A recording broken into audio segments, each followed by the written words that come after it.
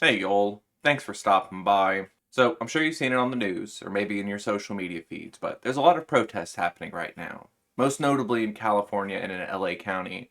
There are protests springing up all over the place regarding Trump's immigration policy and his use of ICE, sending them in to raid places using plainclothes officers to snatch people off the street. I heard recently a story of a child's graduation that ICE raided in. You had kids going across the stage while ICE was raiding bleachers and chasing parents down. And I know that there is a large subsection of people who would believe that this is justified. You do the crime, you do the time. And the crime that these people committed was being in this country illegally. That any action that they take in this country doesn't matter because they're already felons because they crossed the border illegally. Frankly, this video isn't a talk about borders or nationality or anything like that, but it's about commentary I've seen around the protest. People talk about the optics of a protest often, and there's lots of pictures that are coming out of these LA riots that many people are saying could have been framed better, or from the use of different iconography could portray a different sort of message to the viewing audience. Namely, it's people who are flying non-American flags that I see people griping about.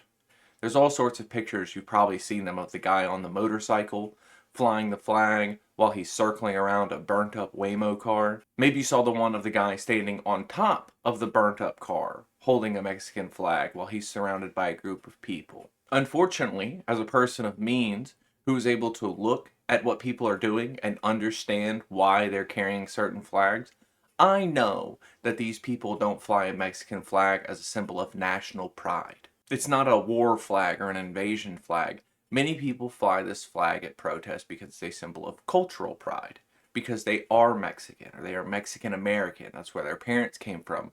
That's the type of people they grew up around. That's what you see them as. That's what ICE officials see them as. Before they see them as Americans, they see them as Mexicans. The gripe that I've seen a lot of people make is that everybody should be flying an American flag at these protests to unify behind the flag of the United States. And many people don't like that symbol. They see what it stood for in the past, that our initial founding documents refer to white men as the only freed people. And there was a lot of ground that had to be covered before that flag truly represented the freedoms of everyone. So there's a lot of people who still find some animosity towards those who fly it proudly. However, when it comes to how people are seeing these pictures, I would certainly agree that on the news, when you see a car being burnt to the ground, when you see a bunch of people in masks flying a not American flag, this is going to scare the aunts in your life. This is going to scare your uppity family members who rarely go out in public except for the grocery store and for church. And the thing is, if people at all these protests were all flying American flags, they would still be fired upon. They would still be kettled. They would still be treated poorly by law enforcement. The news would probably still frame them as being radical leftists who want to burn your country down and rob your family of your freedoms. But they would have to reckon with the imagery that they're creating of police units, of armored troops firing on American citizens carrying American flags. That type of imagery might rustle some feathers, might cause people to question their loyalties in their political movements and their party because they'll see this armored battalion, this sword of Trump, firing on American citizens for representing American values. And it's unfortunate to say, but the optics of a protest are very important.